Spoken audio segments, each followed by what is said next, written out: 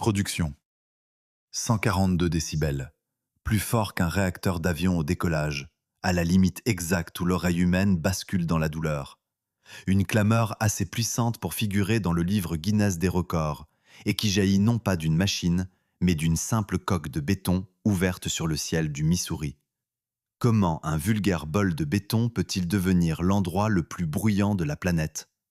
Ce record porte un nom, le stade Arrowhead à Kansas City. Et la réponse est plus étrange qu'on ne le croit. Personne ne l'a voulu. Le rugissement n'était pas au programme. Pour comprendre, il faut remonter à la fin des années 60 sur une friche de l'est de la ville, là où tout a commencé. Le 16 juin 2026, un peu avant 20 heures, 69 000 personnes retiennent leur souffle en même temps.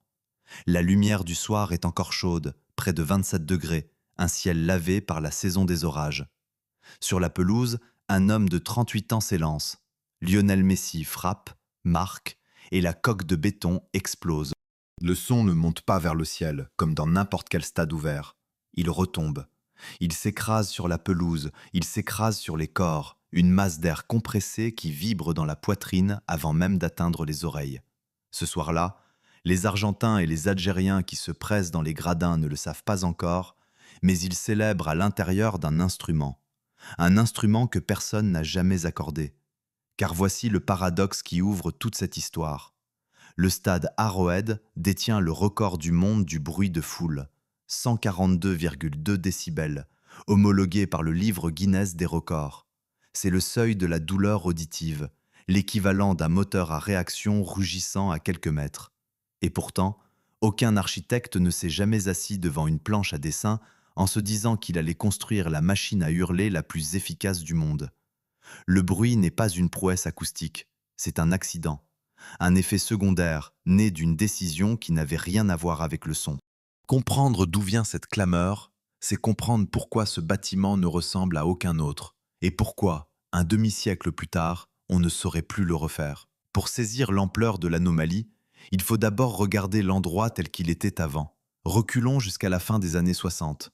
À l'est de Kansas City, là où deux futures autoroutes, la 70 et la 435, viendront bientôt se croiser, il n'y a qu'une étendue plate et sans gloire, des champs, du vent, l'horizon rectiligne du Middle West. Rien n'annonce qu'un colosse va s'y dresser. À l'époque, l'équipe de football américain des Chiefs partage avec le baseball local un vieux stade fatigué, le Municipal Stadium, bâti dans les années 20. Une enceinte étroite, vieillissante, incapable d'accueillir les foules que ces deux sports commencent à drainer. La ville sait qu'il lui faut autre chose. Elle ignore encore que ce qu'elle s'apprête à construire deviendra un cas d'école. Le contexte de ces années-là est essentiel, car il rend la suite presque incompréhensible. À la fin des années 60, l'Amérique est prise d'une même fièvre architecturale, le stade universel. Partout, on érige d'immenses cuvettes rondes en béton, conçues pour accueillir aussi bien le football américain que le baseball. On les surnomme les emporte-pièces, parce qu'elles sortent toutes du même moule, interchangeables d'une ville à l'autre. Cincinnati, Pittsburgh, Philadelphie, la même soucoupe grise, la même logique d'économie.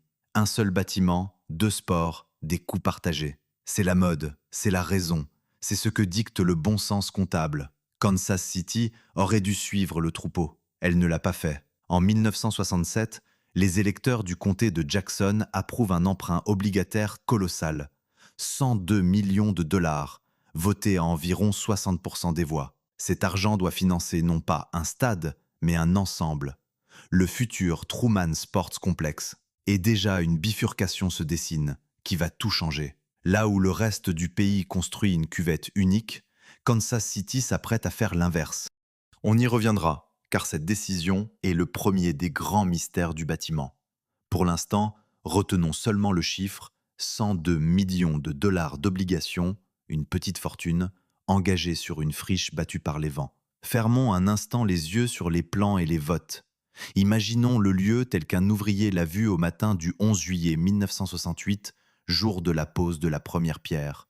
Le sol nu, la terre remuée, l'odeur âcre du béton frais qu'on commence à couler. Le vent du Missouri balaie la plaine sans obstacle. À perte de vue, aucune silhouette, aucun repère vertical. Seulement le squelette d'acier qui commence à sortir de terre, les grues immobiles dans l'aube grise. Difficile à cet instant d'imaginer qu'un jour cet endroit deviendra le plus bruyant de la Terre. Ici, tout est silence, poussière et acier. Derrière ce chantier, des noms. La conception d'ensemble revient à un architecte venu de Denver, Charles Deaton, une figure singulière dont l'idée radicale sera au cœur de cette histoire. Mais la traduction technique, le travail de l'architecte officiel du dossier, est confié à un cabinet local de Kansas City, Kivett & Myers. L'ingénierie, elle, est prise en charge par la firme Bob D. Campbell & Company, chargée de faire tenir debout ce que les architectes imaginent. Le gros œuvre est assuré par l'entreprise Sharp Kidde Webb. Ce sont ces mains-là, discrètes, qui vont donner corps au colosse. Et parmi les décisions qu'elles vont prendre, l'une, presque banale sur le moment, contient déjà le secret du rugissement futur. Cette décision concerne la forme de la coque, pour que chaque spectateur, même relégué tout en haut, puisse voir le terrain dans son intégralité. Les concepteurs choisissent d'incliner les gradins très fortement et de les rapprocher au plus près de la pelouse. 3 niveaux superposés, dressés à une pente inhabituellement raide, presque menaçante vue d'en bas. L'objectif est simple, purement visuel. Offrir la meilleure vue possible, faire en sorte que le public surplombe l'action au lieu de la contempler de loin. Personne, dans ces réunions de 1968, ne parle d'acoustique. On parle d'yeux, de lignes de vue, d'angles. On veut un stade où l'on voit bien. On obtiendra, sans le chercher, un stade où l'on entend trop. Car cette géométrie a une conséquence que nul n'avait anticipée. Une coque raide, refermée sur elle-même, dont les parois de béton se dressent tout près du terrain, ne laisse pas le bruit s'échapper vers le haut comme le ferait une enceinte plus ouverte et plus plate. Au lieu de se disperser dans le ciel, la clameur de la foule frappe les surfaces dures, rebondit et redescend vers la pelouse. Le béton nu, sans le moindre matériau absorbant, renvoie chaque cri au lieu de l'étouffer. Le stade se comporte comme un réflecteur géant braqué sur son propre centre. Voilà le mécanisme dans sa simplicité brutale. Pas de mystère, pas de prouesse cachée, seulement une pente trop raide et du béton trop dur. La forme pensée pour les regards s'est révélée être une caisse de résonance. Il faut mesurer ce que cela signifie. La plupart des enceintes sportives cherchent à rendre le son maîtrisable, agréable, réparti. Arrowhead, lui, concentre et amplifie, non par volonté, mais par accident de conception. Et le plus troublant, c'est que cet accident est aujourd'hui irremplaçable. Les normes modernes d'accessibilité et d'évacuation imposent des gradins plus doux, des pentes moins vertigineuses, de larges galeries de circulation. Un stade dessiné en 2026 ne pourrait plus, réglementairement, adopter l'inclinaison de 1972. Ce qui était une simple solution technique d'une autre époque est devenu, avec le temps, un avantage impossible à reproduire. Une contrainte périmée transformée en trésor unique. Ainsi se referme la première boucle de cette enquête. La clameur qui a fait trembler l'air le soir du triplé de Messi ne descend pas d'une intention géniale, mais d'un choix modeste. Rapprocher les gradins pour mieux voir. Le record du monde du bruit est né du désir de bien regarder. Et cette coque de béton, dressée sur une friche balayée par le vent, cache d'autres décisions tout aussi surprenantes, à commencer par la plus folle de toutes, celle qui, contre toute la logique de son époque, a consisté à ne pas construire un stade, mais 2. L'idée folle des 2 stades. Il y a des réunions dont on ne garde aucune trace photographique, mais dont dépend pourtant l'allure d'un bâtiment pour le demi-siècle à venir. Celle-ci s'est tenue quelque part entre Denver et Kansas City, à la fin des années 60, entre un architecte au tempérament d'inventeur et le directeur général d'une équipe de football américain. Ce jour-là, un homme a proposé une chose que tout son métier jugeait déraisonnable. Il a suggéré de dépenser davantage, de construire non pas un édifice, mais 2, et de tourner le dos à la mode qui gouvernait alors l'Amérique entière. On aurait pu le renvoyer à ses plans. On l'a écouté. Et c'est de cette conversation improbable qu'est née la silhouette d'Arrowhead. L'homme qui parle s'appelle Charles Deaton. Il vient de Denver. Il n'appartient pas au sérail des grands cabinets de stade. Et c'est précisément ce qui lui permet de penser à contre-courant. Face à lui, Jack Steadman, le directeur général des Chiefs, l'homme des chiffres et des décisions. Deaton défend une idée que la logique comptable de l'époque rejette d'instinct. Au lieu d'une cuvette unique capable d'accueillir à la fois le football américain et le baseball, il faut bâtir 2 stades distincts, chacun taillé pour un seul sport. 2 enceintes séparées, réunies par une même nappe de parking. Pour comprendre à quel point cette proposition est audacieuse, il faut se rappeler ce que faisait le reste du pays. Partout ailleurs, on ne jurait que par la polyvalence, par l'économie du 2 en 1. Deaton, lui, propose l'exact contraire, et il faut du talent pour convaincre un gestionnaire de payer 2 fois plutôt qu'une. Voici donc le fait qui renverse l'idée reçue. On imagine volontiers qu'Arrowhead fut, comme tant d'autres, un stade universel de son temps, une soucoupe grise de plus dans le paysage. C'est l'inverse qui est vrai. Là où l'Amérique standardisait, Kansas City a fait sécession. Le complexe fut conçu comme un manifeste contre l'emporte-pièce, un pari sur la spécialisation à une époque où la spécialisation passait pour un luxe absurde. Et ce pari n'était pas un caprice esthétique. Il reposait sur une conviction précise, presque géométrique, que Deaton défendait avec une obstination d'ingénieur autant que d'architecte. La conviction est la suivante. Le baseball et le football américain n'ont pas la même forme. Le premier se joue sur un losange, un diamant qui s'ouvre en éventail vers les tribunes lointaines. Le second se déroule sur un rectangle allongé, où l'action file d'un bout à l'autre d'une longue bande de pelouse. Vouloir loger ces deux géométries dans une seule enceinte, c'est condamner le spectateur à mal voir dans les deux cas. Dans les stades universels, les gradins étaient dessinés pour un compromis, et un compromis ne satisfait personne. Le supporter de baseball se retrouvait trop loin du losange, le supporter de football trop éloigné des lignes de touche.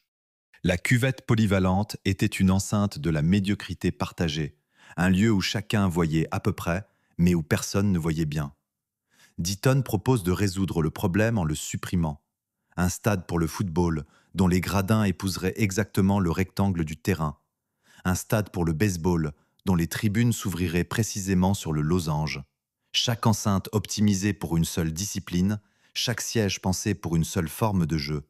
Le prix à payer, c'était le doublement du bâti. Le bénéfice, c'était la perfection du regard. Et c'est ici que se noue le lien avec ce que l'on sait déjà de ce bâtiment. Cette obsession de la vue parfaite, cette volonté de rapprocher le public de l'action et de l'incliner vers elle, découle directement de la logique des deux stades. En refusant le compromis, Deaton a rendu possible la coque raide et resserrée qui fera plus tard toute la singularité acoustique du lieu. Arrêtons-nous un instant sur ce que ressent le corps dans une enceinte ainsi conçue.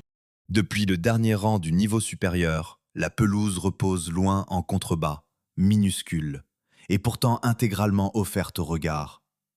La pente est telle qu'elle penche littéralement le spectateur vers le terrain, comme si l'architecture prenait le visiteur par la nuque pour l'obliger à regarder. On éprouve tout en haut une sensation étrange de surplomb, presque de vertige maîtrisé. Le vide devant soi, le gazon en bas, et cette impression d'être un mur humain dressé au-dessus du jeu. C'est exactement l'effet recherché. Chaque siège, jusqu'au plus reculé, plonge sur l'action au lieu de la contempler à plat. La promesse de Deaton tenue jusque dans les gradins les plus lointains. Le cabinet local Kivett Myers traduit cette ambition dans le dessin de la coque. À eux revient la forme incurvée, cette ellipse allongée qui épouse le rectangle du football et referme les tribunes tout autour du terrain, sans la moindre rupture.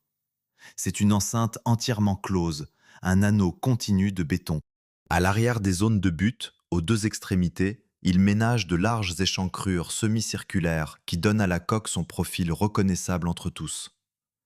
Et pour hisser les dizaines de milliers de spectateurs vers les niveaux supérieurs, ils dessinent leur signature architecturale. De vastes rampes hélicoïdales, des spirales de béton enroulées à l'extérieur du bâtiment. On retrouvera ces mêmes spirales sur le stade de baseball voisin, et elles auront équipé d'autres enceintes américaines aujourd'hui disparues. Une manière élégante et lente de faire monter la foule, en la faisant tourner autour de la coque plutôt qu'en l'entassant dans des escaliers. Il faut mesurer l'ampleur du geste financier. Bâtir deux stades là où tous les autres se contentaient d'un seul, c'était accepter de multiplier les coûts de structure, de fondation, de gradins. Le coût initial de la seule enceinte de football s'établira autour de 43 millions de dollars de l'époque, soit, ramené au prix d'aujourd'hui, plus de 330 millions. Et l'emprunt obligataire voté par le comté finançait l'ensemble du complexe, les deux arènes réunies. Dans un monde qui célébrait l'économie du bâtiment unique, Kansas City a délibérément choisi la dépense de la spécialisation. Ce n'était pas de la prodigalité, c'était un calcul sur la durée. Un stade taillé pour un seul sport vieillit mieux qu'un compromis qui ne convient à aucun. L'histoire donnera raison à l'architecte de Denver, bien au-delà de Kansas City. Les grandes cuvettes polyvalentes qui faisaient la fierté des années 60 et 70 seront, l'une après l'autre, jugées froides, mal adaptées, inconfortables pour les deux sports qu'elles prétendaient servir. À partir des années 90, l'Amérique entière se convertira au principe que Deaton avait défendu seul. À chaque sport son enceinte, dessinée sur mesure. Ce qui passait pour une hérésie coûteuse à la fin des années 60 deviendra la norme incontestée du siècle suivant. Les architectes concevront désormais des stades spécialisés comme une évidence, sans toujours savoir qu'un homme de Denver avait tenu ce raisonnement des décennies plus tôt, sur une friche du Missouri, face à un directeur général qu'il avait fallu convaincre, siège par siège. Reste que cette victoire de la spécialisation a produit, à Arrowhead, un effet dont Deaton lui-même n'avait pas idée. En imposant une enceinte close, resserrée sur le seul rectangle du football, en refusant l'ouverture large et molle des cuvettes universelles, il a dessiné sans le savoir les parois mêmes qui, un jour, renverraient la clameur vers la pelouse. La coque parfaite pour les yeux était aussi, par construction, la coque parfaite pour le bruit. L'idée jugée folle par toute une profession n'a pas seulement changé la manière de bâtir les stades en Amérique, elle a fabriqué, en silence, le futur détenteur du record du monde de la clameur. Et pourtant, dans les plans d'origine, cette enceinte n'était pas destinée à rester ouverte sur le ciel. Une pièce manquait encore au sommet de la coque, une pièce spectaculaire, aujourd'hui oubliée, que l'on avait bel et bien prévu d'y poser, le toit qui devait rouler. Sur les tout premiers plans du complexe, il existe une ligne qui n'a jamais pris corps, une ligne qui traverse l'espace entre les deux futures enceintes, comme une couture tracée sur la plaine. Ce n'est ni une route, ni un mur, ce sont des rails, de véritables rails d'acier, pensés pour supporter une charge que nul stade au monde n'avait alors tenté de déplacer, une toiture entière, capable de quitter un bâtiment pour se poser sur l'autre. Cette pièce a été dessinée, chiffrée, débattue, puis rayée, et son effacement, presque anecdotique sur le moment, allait décider du destin sonore d'Arrowhead. L'idée porte un nom technique, la toiture roulante. Le principe, dans son ambition, tient du prodige mécanique. Entre le stade de football et le stade de baseball voisin, on prévoyait de faire circuler une immense couverture montée sur rail. Lorsque le froid ou la pluie menaçaient un match, la toiture devait glisser lentement le long de son chemin d'acier et venir coiffer l'enceinte où se jouait la rencontre, abritant les dizaines de milliers de spectateurs. Le match terminé, ou le beau temps revenu, elle repartait vers l'autre stade, disponible pour la prochaine échéance. Une seule toiture pour deux arènes, se déplaçant de l'une à l'autre selon les besoins. Sur le papier, la trouvaille était séduisante. Elle réglait d'un coup la question du confort par mauvais temps sans imposer le coût de deux couvertures fixes.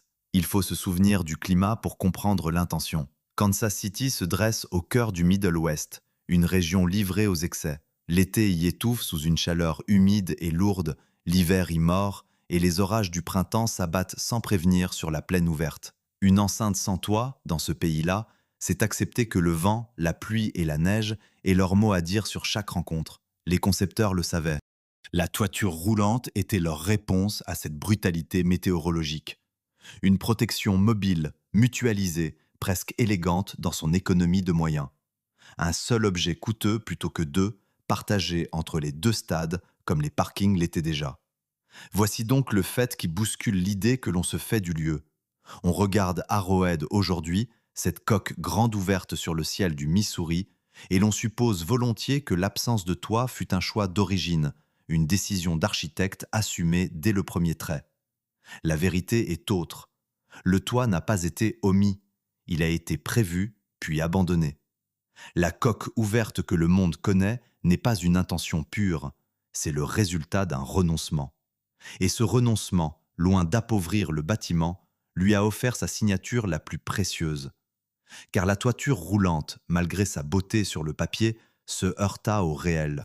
Le mécanisme supposait des rails capables de porter un poids considérable sur une longue distance, une motorisation fiable, un entretien permanent et une structure d'acier dont le coût grimpait à mesure que les ingénieurs affinaient les calculs. Déplacer une toiture entière d'un stade à l'autre n'était pas une image, C'était un défi mécanique dont chaque détail se payait cher. Vers 1970, le verdict tomba. Le dispositif fut jugé trop onéreux et trop peu praticable. On raya les rails.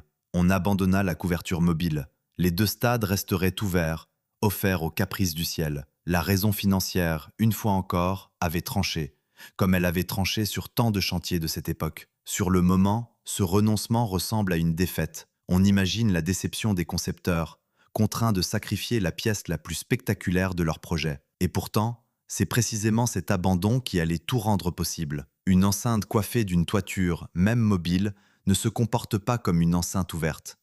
Un toit modifie la circulation de l'air, absorbe une part du son, ou le renvoie selon des trajets tout autres. En laissant la coque ouverte, en la privant de son couvercle prévu, on a conservé intacte la seule configuration capable de transformer les gradins en réflecteurs. Les parois raides et closes, sans toiture pour perturber leur jeu, purent renvoyer la clameur droit vers la pelouse. Le stade le plus bruyant du monde est né d'une couverture que l'on n'a jamais posée. Il y a là quelque chose qui tient du procédé cher au conteur, l'objet montré au début d'une histoire, en apparence sans importance, et qui se révèle décisif à la fin. La toiture roulante et ce fusil accroché au mur dès la première scène. On l'a présentée, on l'a admirée, on l'a crue essentielle. Elle n'a jamais servi.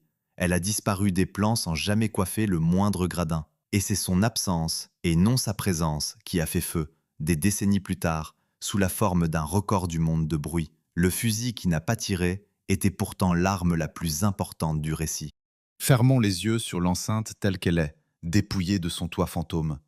Un jour de match, la coque s'ouvre entièrement sur le ciel.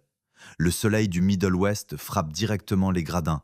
La lumière ruisselle sans obstacle jusqu'à la pelouse. Le vent circule librement d'un bord à l'autre de l'anneau de béton, portant les odeurs, gonflant les drapeaux. Et quand un orage de printemps crève au-dessus de la plaine, rien n'arrête la pluie. Elle tombe sur les épaules des spectateurs, sur le gazon, sur les surfaces grises. Cette exposition totale aux éléments, que la toite roulante aurait dû supprimer, fait désormais partie de l'identité du lieu. On ne vient pas seulement voir un match à Arrowhead, on l'éprouve sous le ciel ouvert, avec tout ce que cela suppose de soleil, de bourrasque et d'averses soudaines. L'ironie mérite d'être pesée. Ce que les concepteurs vivaient comme un compromis budgétaire, une ambition rabaissée faute de moyens, s'est mué avec le temps en traits de génie involontaires. Ils voulaient protéger la foule du climat. En échouant à le faire, ils ont livré la foule au ciel, et dans le même geste, ils ont laissé le son se réfléchir librement. 2 fois déjà dans l'histoire de ce bâtiment, une contrainte s'est retournée en avantage. La pente raide voulue pour la vue est devenue une caisse de résonance. Et maintenant, la toiture sacrifiée pour l'argent devient la condition même du rugissement. Comme si le stade se construisait par soustraction heureuse, gagnant en singularité chaque fois qu'on lui retirait quelque chose. Il faut résister ici à la tentation du merveilleux. Rien dans cette histoire ne relève du miracle ou de la prédestination. Une toiture mobile a été jugée trop chère, on l'a supprimée, et l'enceinte est restée ouverte. La chaîne des causes est limpide, entièrement matérielle. Ce qui frappe n'est pas une force mystérieuse, mais la manière dont des décisions purement économiques, prises sans la moindre pensée pour l'acoustique, ont convergé vers un résultat que nul n'avait visé. Les concepteurs ne cherchaient pas à fabriquer un instrument sonore. Ils cherchaient à équilibrer un budget et à offrir une belle vue. Le rugissement n'était inscrit nulle part dans leurs intentions, et c'est justement pour cela qu'ils fascinent. Ainsi, la coque ouverte tient-elle son secret d'un objet disparu. Les rails ont été effacés, la toiture n'a jamais roulé, et de ce double renoncement est née l'enceinte la plus sonore de la planète. Reste à comprendre ce que fait, concrètement, cette coque pensée d'abord pour les yeux. Comment ces courbes et ces spirales de béton organisent le regard de dizaines de milliers de spectateurs, et quelles mains ont su donner à la vue cette perfection que Deaton avait exigée. La coque pensée pour les yeux. Il existe un test simple pour juger un stade, un test que les architectes de Kansas City s'étaient imposé comme une règle absolue. Prenez le siège le plus mauvais de toute l'enceinte, le plus haut, le plus reculé, celui que personne ne veut. Asseyez-vous et regardez. Si depuis ce siège-là, le terrain se déploie tout entier sous vos yeux, sans qu'un seul mètre de pelouse vous échappe, alors la coque est réussie. Si le regard bute, si un angle se dérobe, tout est à refaire. Ce test, en apparence anodin, a dicté chaque courbe, chaque pente, chaque centimètre de la structure. Et le respecter, sur une enceinte conçue pour près de 80 000 places, relevait du défi géométrique pur. Car la difficulté est réelle et elle mérite qu'on s'y arrête. Plus une tribune est vaste, plus ses rangs supérieurs s'éloignent du terrain, et plus le spectateur du sommet risque de contempler un timbre-poste lointain, écrasé par la distance. La tentation, pour gagner des places, serait d'étirer les gradins vers l'arrière, de les aplatir, de les repousser. Mais chaque mètre gagné en arrière est un mètre perdu pour le regard. Le cabinet Kivet Myers a refusé ce marché. Plutôt que d'étaler les tribunes, il les a dressées. Plutôt que de reculer, il a incliné. Toute la coque d'Arrowhead repose sur ce parti pris. Gagner de la hauteur sans perdre la vue, empiler les spectateurs à la verticale au lieu de les disperser à l'horizontale. Le résultat prend la forme d'une courbe. Là où d'autres enceintes de l'époque se contentaient d'angles francs et de tribunes plates raccordées à la va-vite, les architectes de Kansas City ont dessiné un tracé continuellement incurvé, une ellipse allongée qui enveloppe le terrain d'un seul geste fluide.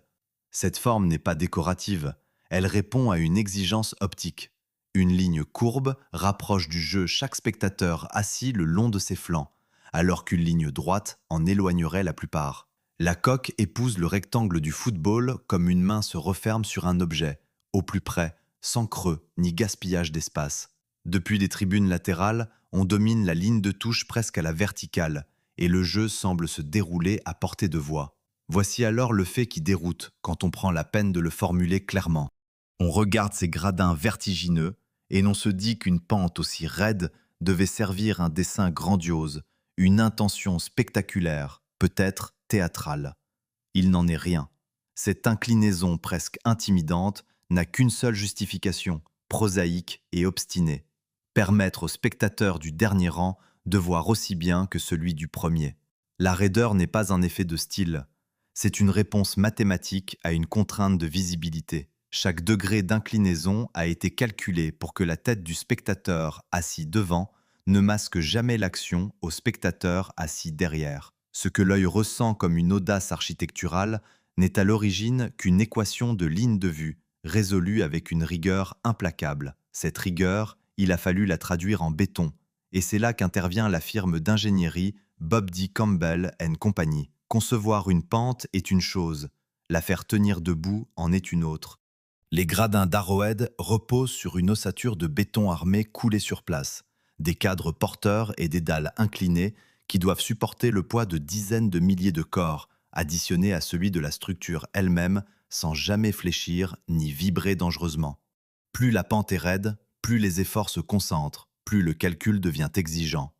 Les ingénieurs ont dû dimensionner chaque appui pour que cette coque presque verticale par endroits demeure parfaitement stable, année après année, sous la charge et sous les intempéries.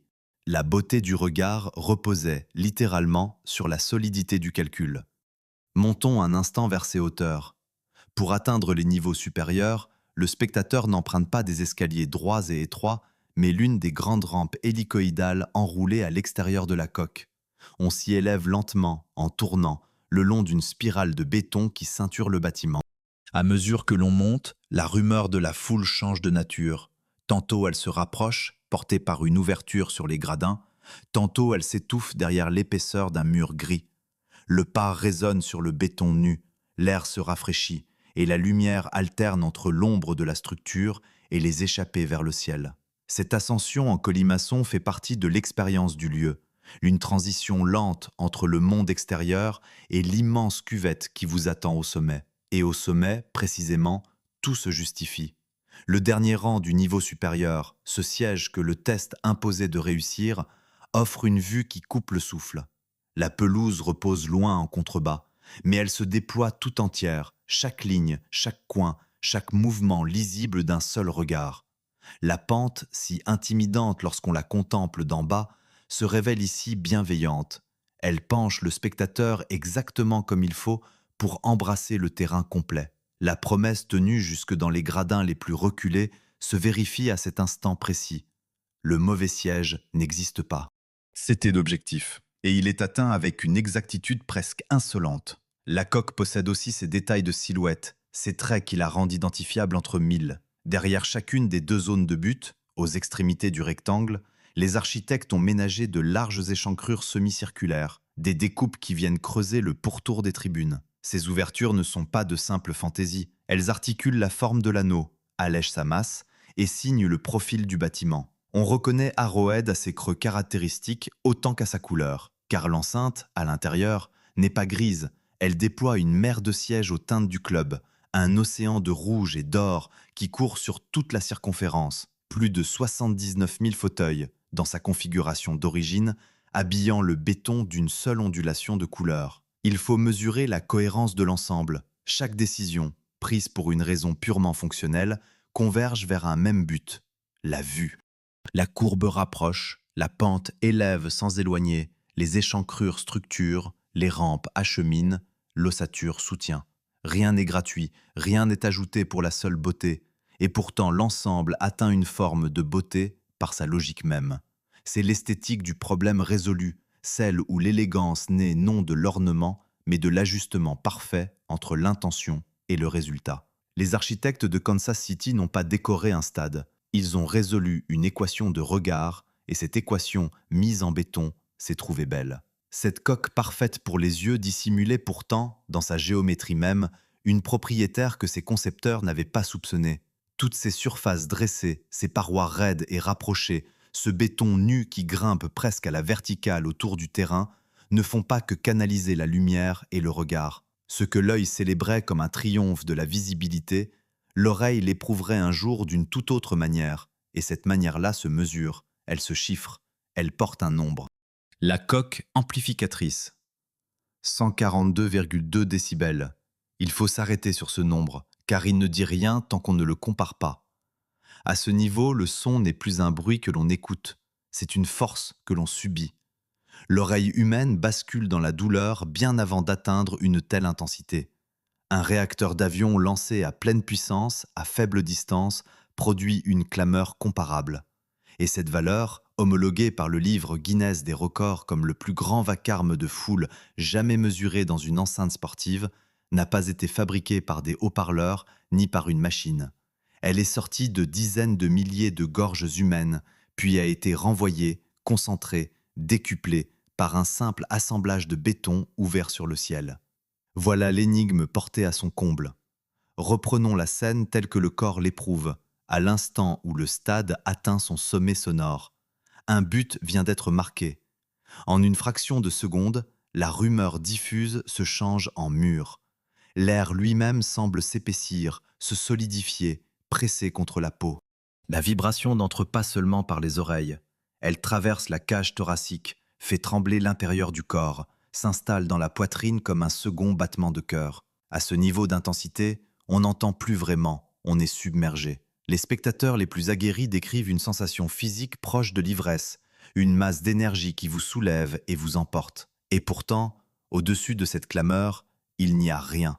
Aucun toit, aucun couvercle, seulement le ciel ouvert du Missouri. C'est ici que se noue le paradoxe le plus tenace de toute cette histoire. La logique voudrait qu'une enceinte ouverte soit une enceinte discrète. Sans toit pour retenir le son, la clameur devrait fuir vers le haut, se dissoudre dans l'immensité de l'air, se perdre dans le ciel. Un stade à ciel ouvert devrait, en bonne physique élémentaire, être plus silencieux qu'une salle fermée. Arrowhead fait exactement l'inverse. Il se comporte, alors même qu'il est béant, comme une enceinte partiellement close. Il retient ce qu'il devrait laisser filer. Il amplifie ce qu'il devrait dissiper. Une coque sans couvercle qui rugit plus fort que bien des salles couvertes. L'anomalie semble défier le bon sens, et c'est précisément pour cela qu'elle intrigue depuis des années. L'explication, une fois exposée, ne doit rien au mystère. Elle tient tout entière dans la forme que l'on connaît désormais. Les 3 niveaux de gradins se dressent à une pente si raide et se resserrent si près du terrain que les parois de béton forment autour de la pelouse une sorte de puits presque vertical. Quand la foule hurle, l'onde sonore frappe ces surfaces dures et rapprochées. Le béton nu, dépourvu du moindre matériau absorbant, ne l'étouffe pas, il la réfléchit. Et à cause de l'inclinaison, cette réflexion ne repart pas vers le ciel, mais vers le bas, vers le centre, vers la pelouse et vers la foule elle-même. Le son, au lieu de s'échapper, est rabattu sur ceux qui le produisent. Chaque cri revient nourrir la clameur suivante. La coque agit comme un immense réflecteur braqué sur son propre cœur. Il faut insister sur un point, car c'est lui qui distingue cette histoire d'une légende. Rien dans ce mécanisme ne relève de l'exceptionnel ou de l'inexplicable. Il n'y a pas d'acoustique impossible, pas de propriété miraculeuse du lieu. Il y a une pente, des surfaces dures, une enceinte close, et les lois ordinaires de la réflexion du son. Le même phénomène se produit, à petite échelle, dans n'importe quel espace aux parois dures et rapprochées. Arrowhead ne fait qu'en pousser la géométrie à un degré rarement atteint. Ce qui étonne les spécialistes, ce n'est pas une entorse aux lois de la physique. C'est qu'une configuration aussi puissante ait été obtenue sans que quiconque l'ait recherchée. L'effet est spectaculaire, la cause est banale. Et c'est ce contraste entre l'ampleur du résultat et la simplicité de son origine qui fait tout le vertige. Ce record a d'ailleurs son histoire, faite de conquêtes et de reprises. Une première fois, en octobre 2013, lors d'une rencontre contre les Raiders d'Oakland. Les supporters de Kansas City firent grimper l'aiguille jusqu'à 137,5 décibels, arrachant à cette occasion le titre mondial. Leur triomphe fut bref. 2 mois plus tard, le public de Seattle s'emparait de la marque et la portait plus haut encore. Il fallut attendre le 29 septembre 2014, un lundi soir, face aux Patriotes de la Nouvelle-Angleterre, pour que la clameur d'Arrowhead reprenne son bien et atteigne le sommet que nul n'a dépassé depuis, 142,2 décibels, homologué comme le plus grand vacarme de foule dans un stade à ciel ouvert. La même prudence s'impose face aux images qui entourent ce record.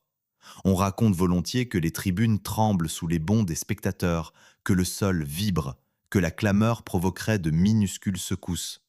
Ces récits sont saisissants et ils traduisent une réalité vécue. À ce niveau sonore, la vibration est bien perçue dans les corps et dans la structure. Mais il faut les prendre pour ce qu'ils sont, des sensations et des observations, non des mesures sismiques rigoureuses établies pour cette enceinte précise. Le socle solide de l'histoire n'est pas la terre qui tremble, c'est le décibel homologué et la forme qui le produit. Tout le reste appartient au registre de l'impression, puissante mais imprécise, et mieux vaut le nommer ainsi que de le hisser au rang de fait mesuré. Vient alors la question qui rend ce record irremplaçable. Cet assemblage sonore, aussi efficace soit-il, ne pourrait plus être construit aujourd'hui. Les règles contemporaines qui encadrent la conception des stades imposent des gradins plus doux, des pentes moins abruptes, de larges galeries de circulation destinées à la sécurité et à l'accès de tous. Ces exigences, parfaitement légitimes, interdisent la raideur extrême de 1972. Un architecte d'aujourd'hui n'a tout simplement pas le droit de dresser une coque aussi verticale, aussi resserrée. La configuration qui fait rugir Arrowhead appartient à une époque révolue de la réglementation. Elle est le fruit d'une norme périmée, et cette péremption même la rend impossible à copier. Il y a dans ce constat un renversement qui mérite d'être savouré. D'ordinaire, une règle dépassée est un défaut, un signe de vieillissement, une chose que le progrès corrige. Ici, c'est l'inverse. La contrainte ancienne, celle qui autorisait des pentes qu'on jugerait aujourd'hui excessives, a légué au bâtiment un avantage que nul stade moderne ne peut lui disputer. Le progrès des normes, en adoucissant les tribunes, a fermé la porte au rugissement. Arrowhead se dresse ainsi comme un survivant, le témoin d'une manière de bâtir que l'on ne pratique plus et dont il détient, seul, le secret sonore. Ce que la modernité corrige partout ailleurs, il le conserve comme un trésor. Ainsi, la boucle se referme sur la question posée dès le premier instant. Une simple coque de béton peut devenir l'endroit le plus bruyant de la planète parce qu'une pente voulue pour les yeux, une toiture jamais posée et un béton nu se sont combinés pour rabattre la clameur des foules sur elle-même. La réponse n'est ni magique ni cachée, elle est géométrique et elle est complète. Le rugissement d'Arrowhead n'est pas un prodige, c'est une forme héritée d'un temps qui autorisait encore de tels excès et que ce colosse gris porte comme sa signature la plus intime. Cette signature-là, entièrement faite de béton brut, plonge ses racines bien plus loin qu'on ne l'imagine, dans une tradition architecturale née à des milliers de kilomètres de la plaine du Missouri. Béton brut, la trace française. Posez la main sur l'une des grandes parois d'Arrowhead, à l'écart des sièges et des écrans. Ce que la paume rencontre n'est ni du marbre poli, ni de la pierre taillée, ni le moindre plaquage décoratif. C'est du béton nu, une surface grise, rugueuse, un peu froide, où l'on devine encore par endroits l'empreinte laissée par les planches de bois du coffrage dans lequel il a été coulé.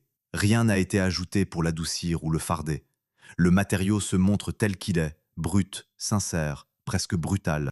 Et ce choix, qui pourrait passer pour une simple économie de moyens, porte en réalité un nom, une histoire et une origine que peu de spectateurs soupçonnent en gravissant les rampes du stade.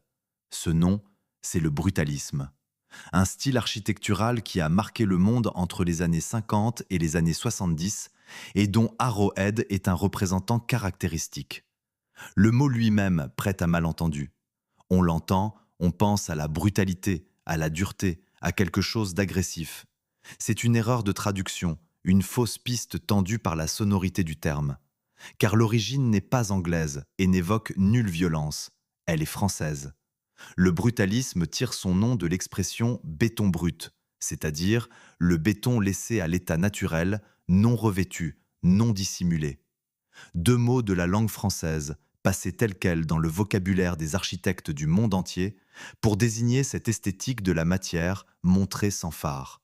Voici donc le fait qui déplace le regard.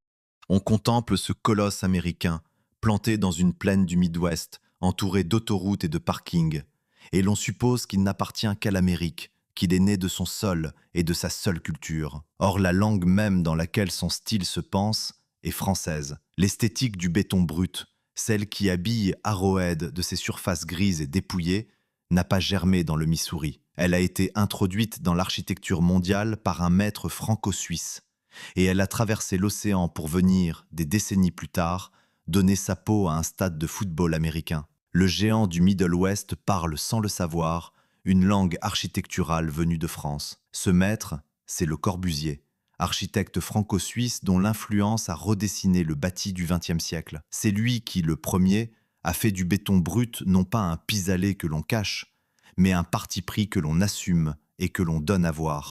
Là où les générations précédentes dissimulaient le béton sous des enduits, des pierres, des ornements, il a choisi de l'exposer dans sa vérité de matière, avec ses aspérités, ses coulures, la trace des coffrages. Cette audace a fait école. Des architectes du monde entier ont adopté cette franchise du matériau, et le mouvement qu'ils ont formé a emprunté son nom aux deux mots français qui décrivaient le geste fondateur. De la France, l'idée a rayonné vers l'Europe, puis vers l'Amérique, portée par une génération entière qui voyait dans le béton exposé une forme de sincérité. Arrowhead est l'un des enfants américains de cette lignée. Les stades et les grandes infrastructures sportives des années 60 et 70 ont massivement adopté le langage brutaliste, pour des raisons qui tenaient autant à l'esthétique qu'à la nécessité. Le béton armé permettait de bâtir vite, grand et à un coût maîtrisé, ce qu'exigeaient ces enceintes démesurées. Mais au-delà de la contrainte, il y avait une cohérence de style. Ces vastes plaques grises, ces volumes massifs, ces surfaces sans ornement traduisaient une certaine idée de la modernité, dépouillée et fonctionnelle. Arrowhead en est une illustration nette, une lecture américaine, sportive et monumentale d'un vocabulaire né sur le vieux continent. Fermons un instant les yeux sur la matière elle-même, telle qu'elle se donne à vivre dans l'enceinte. Les grandes plaques de béton gris montent en larges pans nus, interrompus seulement par la houle rouge et or des sièges.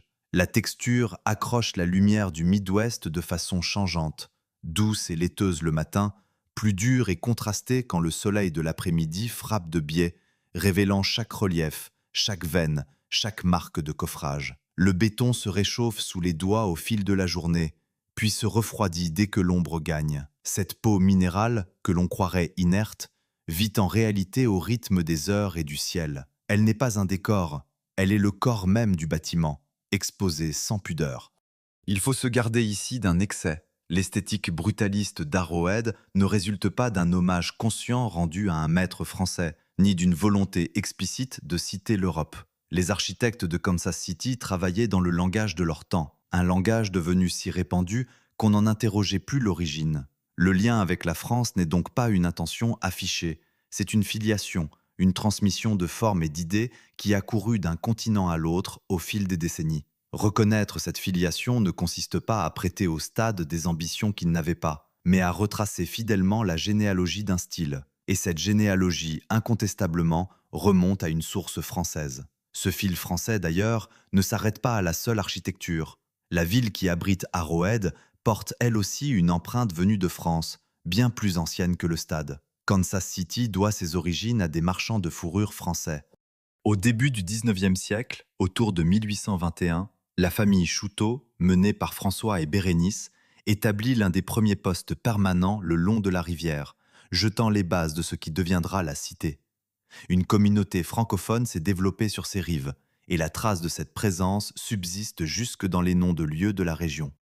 Le sol sur lequel se dresse le colosse de béton possède ainsi une ascendance française, discrète mais réelle, inscrite dans l'histoire même de la ville avant qu'aucune tribune n'y soit coulée. Il ne faut ni exagérer ce lien, ni le gonfler au-delà de ce qu'il est. La fondation française de Kansas City relève du contexte historique, non d'une influence directe sur la conception du stade. Elle forme une toile de fond, un arrière-plan qui donne au lieu une profondeur supplémentaire, sans qu'on doive y voir la cause de quoi que ce soit d'architectural. Le véritable pont entre Arrowhead et la France passe par le style, par ces deux mots, béton brut, qui nomment sa peau grise. Le reste, l'histoire des marchands de fourrure, la communauté des rives, appartient à l'épaisseur du lieu, à cette sédimentation d'histoire que porte tout territoire ancien. On peut le mentionner sans en faire un argument, le savourer sans s'y appuyer. Ce qui demeure, au terme de ce parcours, c'est une évidence longtemps invisible. Ce stade que l'on croyait purement américain, ce géant de la plaine, porte dans sa matière même la signature d'une tradition venue d'ailleurs. Chaque paroi grise, chaque surface non revêtue, chaque marque de coffrage laissée apparente prolonge un geste inauguré en Europe et baptisé en français. Le béton brut d'Arrowhead n'est pas qu'un matériau économique, c'est une langue, une filiation, un héritage transporté d'un continent à l'autre. Le colosse du Missouri, sous sa peau grise, est un lointain cousin des bâtiments qui, en France et ailleurs en Europe, ont osé les premiers montrer le béton tel qu'il est. Cette peau grise, toutefois, n'avait encore rien vécu. Elle sortait à peine de ses coffrages, elle attendait sa foule, et devant elle s'ouvraient 50 années durant lesquelles il lui faudrait absorber le siècle sans rien céder de ce qui la rendait unique. Tout commence par un soir d'été. Le colosse se transforme. Le 12 août 1972, la coque de béton reçoit enfin la seule chose qui lui manquait pour exister vraiment, une foule. Ce jour-là se dispute la première rencontre dans l'enceinte neuve, un match de pré-saison où les Chiefs affrontent les Cardinals de Saint-Louis et l'emportent sur le score de 24-14. Mais le résultat sportif importe peu au regard de ce qui se joue architecturalement. Pour la première fois, les gradins vertigineux se remplissent, les rampes hélicoïdales se peuplent, la mer Rouge et or s'anime. La presse, frappée par l'ampleur et la modernité du lieu, cherche ses mots et finit par en trouver un qui restera. Elle surnomme l'enceinte le Disneyland de Kansas City. Un colosse de béton flambant neuf, une attraction monumentale surgit de la plaine. Il faut se figurer l'effet produit à l'époque. Après des décennies passées dans un vieux stade partagé et fatigué, la ville découvre une enceinte dont l'échelle et la conception n'ont presque pas d'équivalent. Les surfaces grises impeccables, les sièges aux couleurs vives, les vastes spirales de béton, la cuvette parfaitement close qui plonge le regard sur le terrain, tout paraît sorti d'un futur qu'on n'attendait pas si tôt. Le surnom de Disneyland ne moque pas le lieu, il salue sa démesure joyeuse, son côté spectacle total. Arrowhead entre dans la vie comme une merveille, un objet neuf et fier, promis à durer. Et durer, il le fera, mais au prix d'une question que le temps rendra de plus en plus pressante. Voici en effet le problème qui bouscule l'idée simple qu'on se fait du vieillissement d'un bâtiment. On imagine volontiers qu'un stade, pour rester en vie au fil des décennies, se contente d'être entretenu, réparé, rafraîchi. La réalité est plus délicate. Un stade des années 70, pour survivre dans le monde du sport moderne, doit se transformer profondément. Accueillir des technologies qui n'existaient pas, offrir des services que le public d'alors n'imaginait pas, répondre à des attentes de confort radicalement nouvelles. Or, l'enceinte possédait un trait qu'il ne fallait surtout pas toucher, une propriété née de sa géométrie même. Le défi, dès lors, n'était pas de moderniser un bâtiment quelconque, C'était de le moderniser sans tuer ce qui le rendait unique. Les premières transformations restent mesurées. Au début des années 90, l'enceinte se dote d'un écran vidéo géant, ce grand tableau lumineux qui deviendra vite indispensable au spectacle sportif américain. Puis en 1994, un changement discret mais significatif intervient sous les pieds des joueurs. Le gazon artificiel des origines cède la place à une véritable pelouse naturelle. Ces interventions accompagnent l'époque sans bouleverser la structure. Elles ajoutent, remplacent, améliorent, mais ne touchent pas au cœur de la coque. L'ossature de béton, les pentes, la forme close demeurent intactes. Le géant s'équipe, se met à jour, sans renier son architecture. Une tentation pourtant plane sur le stade durant ces années, et elle mérite qu'on s'y arrête. Dès le milieu des années 80, une idée refait surface. Coiffer enfin l'enceinte d'un dôme, la couvrir pour la soustraire aux rigueurs du climat. Le fantôme de la toiture abandonnée ressurgit sous une forme nouvelle. Mais, comme la première fois, le projet se heurte au même obstacle implacable, le coût. Couvrir une enceinte de cette taille représente une dépense colossale, et l'idée est écartée, remise à plus tard, puis oubliée. Le stade demeure ouvert.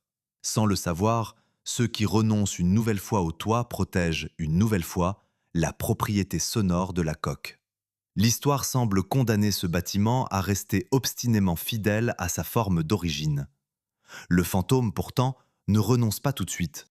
Au printemps 2006, les électeurs du comté de Jackson sont appelés aux urnes sur deux questions distinctes. La première, un impôt destiné à financer la modernisation des deux stades du complexe est approuvé. La seconde porte précisément sur le vieux rêve de 1967, une toiture roulante partagée entre les deux enceintes, ressuscitée 4 décennies plus tard. Elle est rejetée. Ce jour-là, le toit meurt pour de bon, et avec lui, l'espoir de la ville d'accueillir un jour la grande finale du championnat, qui exigeait une enceinte climatisée.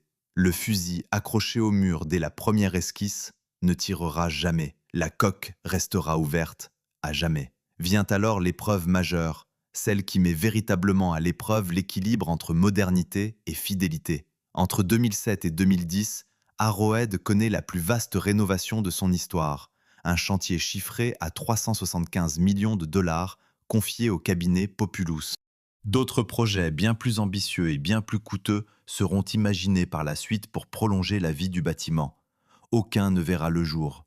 Seule cette rénovation-là aura véritablement transformé l'enceinte.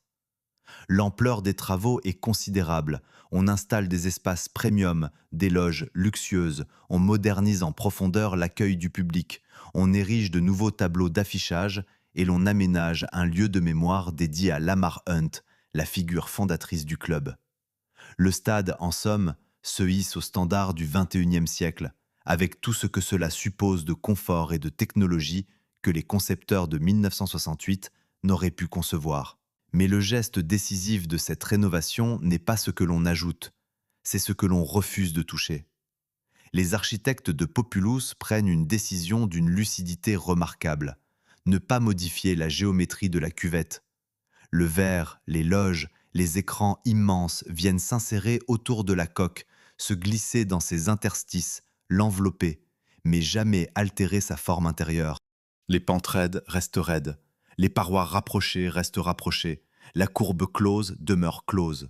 On enrichit le contenant sans déformer le contenu. La modernisation se coule dans l'architecture existante au lieu de la remplacer, respectant scrupuleusement le volume qui fait toute la valeur acoustique du lieu. Il faut mesurer la finesse de ce choix. Il aurait été tentant, avec un tel budget, de repenser la cuvette, d'adoucir les pentes jugées vieillissantes, d'élargir les circulations selon les canons du confort contemporain.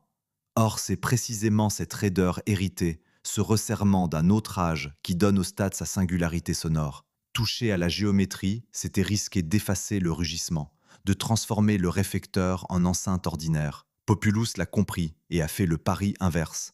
Préserver la forme ancienne comme un joyau et bâtir la modernité autour d'elle. Le résultat tient de l'orfèvrerie architecturale, une greffe de XXIe siècle sur un corps des années 70, réussi sans rejet. Cette fragilité mérite qu'on la nomme clairement. Ce qui fait la puissance d'Arrowhead est aussi ce qui le rend vulnérable. car cette puissance ne tient qu'à un fil géométrique. Il suffirait d'adoucir les pentes, d'écarter les tribunes, d'ouvrir davantage la coque, et le rugissement s'éteindrait. La propriété sonore n'est pas robuste, elle est délicate, suspendue à une configuration précise que la moindre rénovation mal avisée pourrait dissoudre. C'est pourquoi la retenue de Populos n'est pas un détail technique, mais l'acte qui a sauvé l'âme du bâtiment. En choisissant de ne pas moderniser la cuvette elle-même, les architectes ont préservé l'unique chose qu'aucun budget n'aurait pu reconstruire ensuite. Ainsi, le géant a-t-il traversé les décennies en apprenant l'art rare de changer sans se trahir. Il s'est doté d'écrans, de loges, de pelouses vivantes, de tout le confort d'une ère nouvelle, et il a pourtant conservé intact le volume né dans les années 70, ce puits de béton d'où monte et retombe la clameur. Peu de bâtiments savent vieillir de la sorte, en accueillant le présent sans sacrifier ce qui les fondait. Mais cette fidélité à la forme, si patiemment préservée à travers les rénovations, allait bientôt se heurter à une exigence d'une toute autre nature, venue non plus du temps qui passe, mais d'un sport étranger réclamant, lui, que l'on modifie enfin la coque. Le stade qui n'était pas fait pour le foot. Des ouvriers, munis d'outils de découpe, s'attaquent aux gradins, non pour les réparer, non pour les consolider, mais pour en retirer une partie. Dans les angles de la coque, là où les sièges se resserrent derrière les zones de but, des rangées entières sont démontées. Le spectacle a de quoi troubler quiconque connaît la valeur de ce bâtiment. On ampute volontairement l'enceinte la plus sonore du monde d'une fraction de sa capacité. On réduit ce qui a toujours fait sa force, le nombre de gorges capables de hurler à l'unisson. Ce geste, en apparence contre nature, n'est pas un acte de vandalisme ni de déclin. C'est le prix d'une transformation que le stade n'avait jamais été conçu pour subir. Car voici le fait qui contredit l'évidence apparente. Arrowhead accueille aujourd'hui des matchs de la plus grande compétition de football au monde, et l'on en déduit naturellement qu'il était fait pour ce sport, qu'il n'avait qu'à ouvrir ses portes. La vérité est tout autre. Cette enceinte n'a jamais été pensée pour le football tel que le reste de la planète l'entend. Elle a été dessinée au millimètre pour le football américain, un jeu radicalement différent, aux dimensions et aux exigences propres. Faire entrer le soccer dans cette coque n'a rien eu d'une simple formalité. Il a fallu remodeler le terrain, modifier l'enceinte, dépenser des sommes considérables. Le stade taillé pour un sport a dû se plier, de force, aux règles d'un autre. Le problème tient d'abord à la géométrie du jeu. Le football américain se dispute sur un rectangle aux proportions précises, autour duquel toute la cuvette a été ajustée pour rapprocher le public au plus près de l'action. Le football international, lui, réclame une aire de jeu plus vaste, aux dimensions strictement encadrées par les règlements de la Fédération internationale. Ces deux rectangles ne coïncident pas. Là où la coque avait été calée sur les mesures d'un sport, elle se révélait trop juste, mal proportionnée pour l'autre. Le terrain existant ne satisfaisait tout simplement pas aux normes exigées pour une rencontre de niveau mondial. Il fallait l'élargir, le reconfigurer, l'adapter à un cahier des charges venu d'ailleurs. Cet élargissement du terrain entraîne une conséquence directe sur les tribunes. Et c'est là que se noue le paradoxe le plus douloureux. Pour agrandir l'aire de jeu jusqu'aux dimensions réglementaires, il faut de la place. Or, cette place, on la prend sur les gradins les plus proches, précisément dans les angles, là où les sièges plongeaient au plus près du terrain. Agrandir le terrain, c'est reculer ou supprimer une partie du public. Ainsi, adapter le stade au football mondial revient à réduire sa capacité, à retirer certains des sièges les mieux placés, ceux dont la proximité participait à l'intensité du lieu. Le sport universel, en s'installant dans la coque, exige qu'on l'écarte un peu de la foule, au rebours de tout ce pourquoi l'enceinte avait été conçue. Les travaux ne s'arrêtent pas à la découpe des gradins. Sous la pelouse elle-même, des interventions invisibles mais essentielles sont menées. Le gazon d'une rencontre internationale doit répondre à des exigences précises de qualité et de tenue, et cela suppose de repenser ce qui se cache sous la surface, notamment la ventilation, destinée à maintenir la pelouse en parfait état. On refait donc circuler l'air sous le terrain, on adapte les installations qui nourrissent et aèrent le gazon. L'ensemble de ces transformations, de l'élargissement de l'aire de jeu à la réfection du dessous de la pelouse, en passant par le retrait des sièges d'angle, représente un chantier lourd. Le maire de Kansas City en a estimé le coût aux alentours de 50 millions de dollars, une somme à la mesure de l'ambition. Il faut préciser que cette opération n'a rien d'exceptionnel dans son principe. Adapter une enceinte de football américain aux normes du football international est une pratique connue, presque routinière, lorsque ces stades accueillent la compétition mondiale. Partout où le tournoi s'installe dans des arènes conçues pour le sport local, les mêmes gestes se répètent. Élargir le terrain, sacrifier des sièges, revoir la pelouse. Arrowhead ne fait donc pas figure d'exception mal prêtée, mais suit un chemin balisé. Ce qui rend son cas particulièrement frappant, c'est justement la valeur de ce qu'on lui demande de modifier. Retirer des sièges d'angle dans une enceinte ordinaire est anodin. Le faire dans le stade le plus bruyant du monde touche à son essence même. À cette métamorphose physique s'ajoute une transformation plus étrange encore, invisible celle-là, et purement nominale. Le temps de la compétition mondiale, le stade change de nom. Il ne s'appelle plus Arrowhead, ni du nom du partenaire commercial qui, depuis 2021, était associé à l'enceinte dans le cadre d'un contrat de parrainage. Sur les documents officiels du tournoi, il devient simplement le stade de Kansas City, une appellation neutre, géographique, dépouillée de toute marque. Ce changement n'est pas une décision de la ville ni un caprice des organisateurs locaux. Il découle d'une règle stricte imposée par la Fédération internationale à toutes les enceintes du tournoi. Cette règle mérite qu'on la comprenne, car elle éclaire un pan entier du sport moderne.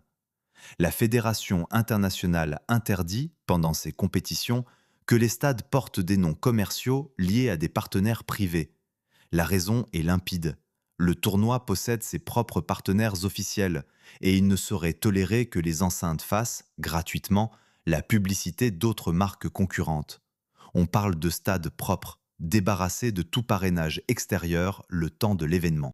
Voilà pourquoi l'enceinte, connue le reste du temps sous son nom de partenaire, retrouve pour quelques semaines une identité neutre.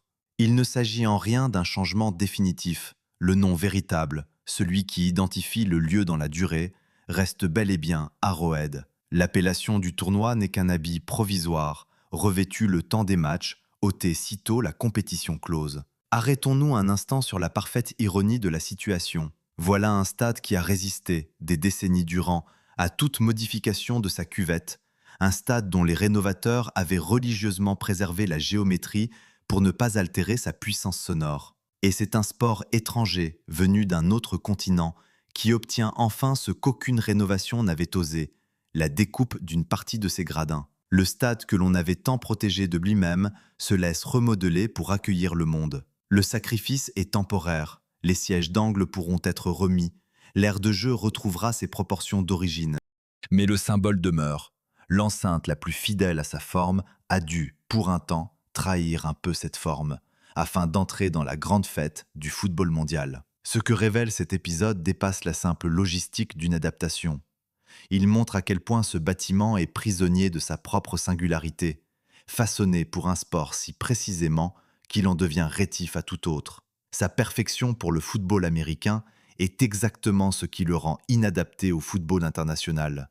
Et cette inadaptation raconte, mieux que tout discours, la nature profonde du lieu. Arrowhead n'est pas une enceinte polyvalente, souple, accueillante à tout. C'est un instrument spécialisé, taillé pour une seule partition, qui grince lorsqu'on lui en impose une autre. Et comme tout instrument, si parfaitement accordé soit-il, il possède une limite que ni le béton ni la géométrie ne sauront jamais franchir. Posé là, dans le silence de la plaine, il ne produit aucun son. La nue de Messi et les gens de la coque. Il faut des hommes pour le faire chanter, et certains viennent de très loin. Près de 18 000 kilomètres, 17 pays traversés, 3 Argentins partis de chez eux sur des bicyclettes, pédalant pendant des mois à travers un continent entier, franchissant frontières, déserts et cordillères, avec pour seule destination une coque de béton plantée dans une plaine du Missouri. Ils n'avaient pas de billets, rien ne leur garantissait qu'ils entreraient, qu'ils verraient le terrain, qu'ils entendraient la clameur. Ils ont pédalé quand même. Et lorsque leur exploit parvint aux oreilles des autorités locales, on leur ouvrit les portes du stade. Car une enceinte vide n'est qu'un assemblage de matière. La coque d'Arrowhead, si savamment calculée, ne produit rien par elle-même. Elle attend. Le béton peut réfléchir un cri, il ne peut le pousser. La géométrie peut amplifier une clameur, elle ne peut la créer. Le stade le plus bruyant du monde n'est, sans public, qu'un puits gris et muet ouvert sur le ciel. Toute la singularité de ce lieu tient dans cette dépendance absolue. Une machine sonore d'une efficacité redoutable, dépourvue de la moindre source sonore. Il lui faut des corps, des voix, des gorges. Il lui faut, chaque jour de match, qu'un peuple vienne l'habiter. Ce peuple, à Kansas City, ne surgit pas au coup d'envoi. Il arrive des heures à l'avance et il s'installe sur le bitume.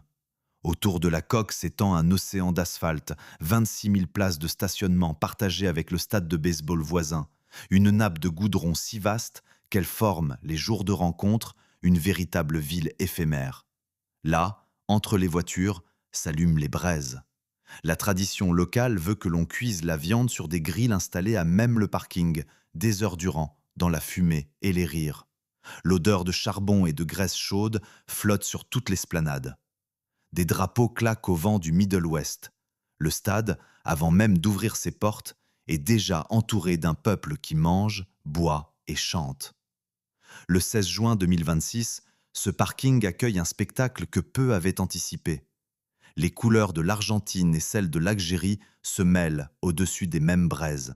Deux nations que rien, sinon un tirage au sort, ne destinait à se retrouver ici, partagent la viande, les boissons et les photographies. Les supporters algériens, dont l'équipe avait établi son camp de base dans la ville voisine de Lawrence, racontent l'accueil qu'ils y ont reçu, si chaleureux que les images en ont fait le tour des réseaux. Sur le bitume brûlant de Kansas City, l'affrontement sportif se change en fête commune.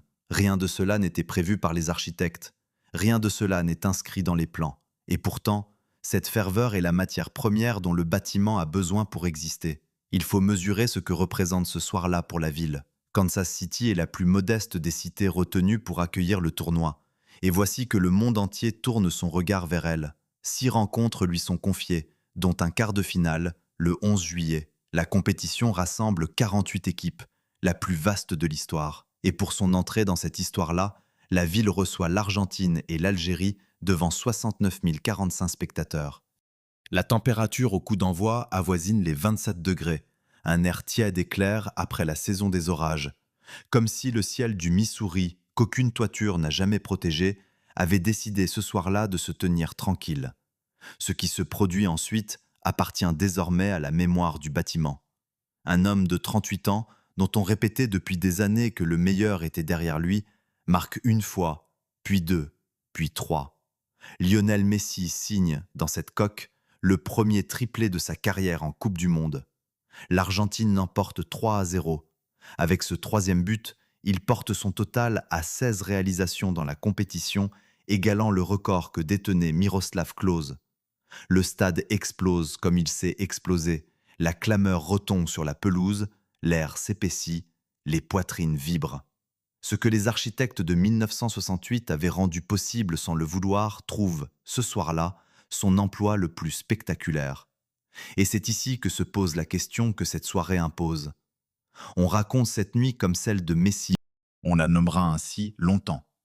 Mais il faut se demander qui réellement a produit ce moment.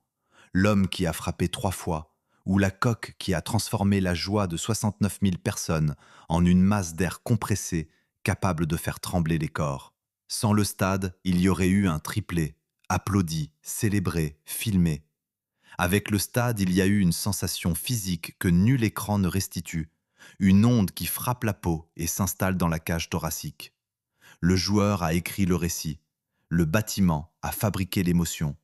L'un ne va pas sans l'autre, et l'histoire, généreuse avec les héros de chair, oublie presque toujours celui de béton. Cette collaboration entre l'homme et la matière ne date pas de cette soirée. Elle est aussi ancienne que le stade lui-même.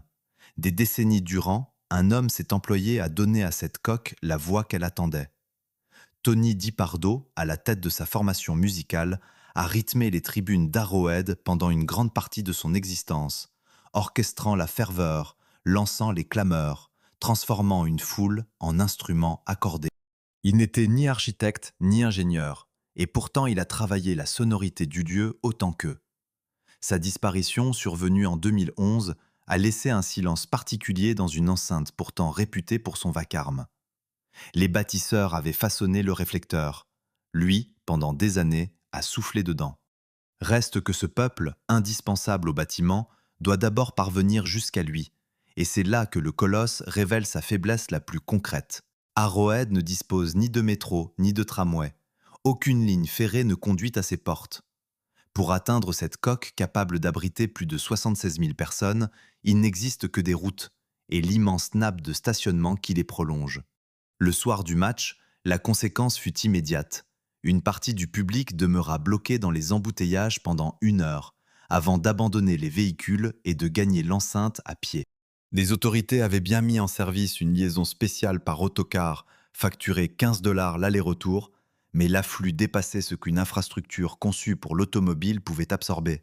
Cette dépendance à la voiture n'est pas un défaut de gestion, c'est un héritage d'époque. Le complexe fut implanté à la croisée de 2 autoroutes, à l'écart du centre-ville, précisément parce que l'on raisonnait alors en place de stationnement plutôt qu'en ligne de transport. Le vaste parking mutualisé entre les 2 stades, célébré à l'origine comme une trouvaille économique, constitue aussi le seul moyen d'accès. Le bâtiment reste ainsi prisonnier de la logique qui l'a fait naître. Une île de béton dans un océan de bitume, splendide une fois qu'on y est parvenu, difficile à atteindre. Le stade qui produit la plus grande clameur du monde impose à ses fidèles un long pèlerinage motorisé. Ce que révèle finalement cette soirée dépasse le sport. 3 cyclistes venus d'un autre continent, des braises partagées entre 2 nations, un musicien disparu qui accordait la foule, un embouteillage d'1 heure, un triplé historique, et par-dessus tout, une coque de béton qui reçoit ces énergies humaines et les retourne décuplées sur ceux qui les ont produites. La question de savoir comment un simple assemblage de matière devient l'endroit le plus bruyant de la planète appelle une réponse géométrique, on le sait désormais. Mais elle en appelle une seconde, parce qu'un peuple accepte, encore et encore, de traverser des continents et des embouteillages pour venir y crier. Le béton ne rugit pas, il rend le rugissement qu'on lui confie. Le dernier rugissement. Le 22 décembre 2025, un communiqué met fin à l'histoire. Les Chiefs annoncent qu'ils quitteront Arrowhead 53 ans après son ouverture. Une nouvelle enceinte s'élèvera de l'autre côté de la frontière entre les 2 États, dans le comté de Wyandotte, en Kansas, et devra être prête pour la saison de 2031. Le bail qui lie l'équipe au complexe de Kansas City expire précisément cette année-là. Une fois l'équipe partie, la coque de béton la plus sonore de la planète n'aura plus d'usage, elle sera démolie. Le stade qui détient le record du monde de la clameur s'apprête à devenir un chantier de gravats. L'enchaînement des causes n'a rien de mystérieux, et il faut le dire avec exactitude. En 2024, les électeurs du comté de Jackson furent appelés à se prononcer sur la prolongation d'une taxe locale destinée à financer la rénovation du stade et un nouvel équipement pour l'équipe de baseball voisine. Le refus fut net. Près de 58% des votants s'y opposèrent. Le projet de rénovation, évalué à plusieurs centaines de millions de dollars, se retrouva sans financement public. À partir de là, l'équipe chercha ailleurs et le Kansas voisin proposa un dispositif fiscal permettant de couvrir la plus grande part du coût d'une arène neuve dotée d'un toit pour un montant approchant les 3 milliards de dollars. Un scrutin défavorable, une offre concurrente, un bail qui s'achève, la mécanique est purement économique et politique, sans la moindre part d'ombre. Il faut se garder ici de tout jugement. Les électeurs qui ont refusé l'impôt avaient leurs raisons, celles de contribuables lassés de financer des équipements sportifs. Les dirigeants qui ont accepté l'offre du Kansas avaient les leurs, celles d'une organisation qui résonne en décennies. Les élus du Missouri, de leur côté, ont défendu leur territoire. Chacune de ces positions se comprend, et rien ne serait plus faux que de désigner un coupable dans cette affaire. Ce qui demeure au-delà des arguments, c'est un fait matériel. Le bâtiment ne survivra pas à ces arbitrages. La coque qui a traversé un demi-siècle sans jamais céder sur sa forme disparaîtra pour des raisons qui n'ont rien à voir avec l'architecture. Voici le fait qui heurte, quand on prend la mesure de ce qui va se perdre. On protège les cathédrales, les théâtres, les usines même, dès lors qu'ils témoignent d'une manière de bâtir révolue. On classe, on restaure, on transmet. Or, ce stade détient une propriété que nul autre bâtiment au monde ne possède. Une propriété homologuée, mesurée, unique. Et cette propriété ne sera pas sauvée. Elle sera détruite avec le béton qui la porte, sans qu'aucun mécanisme de protection ne s'interpose. Le patrimoine sportif du XXe siècle ne bénéficie d'aucune des protections dont jouissent les monuments anciens. Une chose peut être irremplaçable et n'avoir, aux yeux du droit et de l'économie, aucune valeur à préserver. Il faut mesurer l'ampleur exacte de cette perte, car elle est plus grave qu'une simple démolition. Le rugissement d'Arrowhead ne réside ni dans les sièges, ni dans les écrans, ni dans les loges. Il réside dans un volume, dans un rapport précis entre l'inclinaison des gradins, leur proximité du terrain et la dureté des surfaces qui les composent. Ce volume ne se démonte pas. On ne peut ni l'extraire, ni le transporter, ni le reconstituer ailleurs. La nouvelle enceinte du Kansas sera vaste, moderne, couverte, dotée de tout ce que la technique permet. Elle ne rugira pas ainsi. Les normes actuelles lui imposeront des pentes plus douces, des circulations plus larges, et son toit modifiera entièrement le trajet du son. Elle sera peut-être bruyante. Elle ne sera pas Arrowhead. Fermons les yeux sur ce que sera cette fin. Un dernier soir, la coque se videra comme elle s'est vidée des milliers de fois. Le flot des spectateurs s'écoulera lentement vers les parkings lointains. Les grilles refroidiront sur le bitume. Les phares s'allumeront un à un dans l'immense nappe d'asphalte. Derrière eux, l'anneau gris se dressera dans le ciel du soir, vide, silencieux, immense. Le vent du Missouri traversera librement les rangées désertées, comme il traversait la friche avant que rien n'y fût bâti. Cette image, celle du grand cercle de béton se taisant sous les étoiles, aura été répétée un demi-siècle durant après chaque rencontre. Une fois, elle sera la dernière. Il est temps de refermer la question qui a ouvert ce récit. La réponse tient désormais tout entière, et elle est faite d'accidents. D'abord, un architecte de Denver refusa la mode des enceintes universelles et imposa 2 stades spécialisés, ce qui permit de resserrer la coque autour du seul rectangle du football. Ensuite, pour offrir à chaque spectateur une vue parfaite, on dressa les gradins à une pente que les règlements d'aujourd'hui interdiraient. Puis, faute d'argent, on renonça à la toiture roulante prévue dans les plans, laissant l'enceinte ouverte et ses parois nues.